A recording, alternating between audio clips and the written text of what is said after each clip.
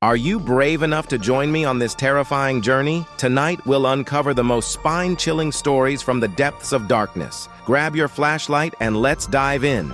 The first story starts on a typical Friday afternoon in calculus class. It was the 7th period, and everyone was counting down the minutes until spring break. Our teacher, who was laid back, had decided to play a game with us on Sporkle instead of giving a test. We were in the middle of a brand logo quiz when everything changed. I remember it clearly. My friend had just answered Adidas when the dean's voice came through the loudspeaker. His tone was panicked as he announced that the school was going into lockdown and that this was not a drill. My heart sank.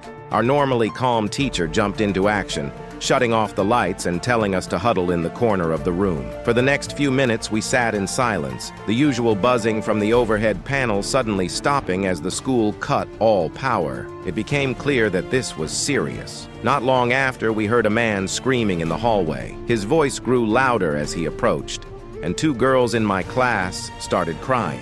As he got closer, he began pounding on the lockers, shouting, "I'll kill all of you!" The panic in the room intensified, and when the man started banging on our classroom door, one of the girls screamed. It felt like an eternity before he moved on, his screams echoing down the hall until we couldn't hear him anymore.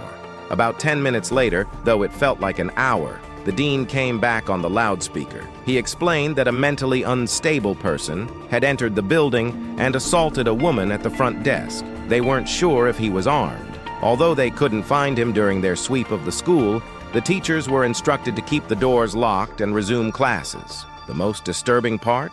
A janitor found the man later that night, asleep in a storage closet. Rumor had it that a .44 Magnum was sticking out of his pocket, but by the time the police arrived, he had vanished. To this day, none of us know if they ever caught him.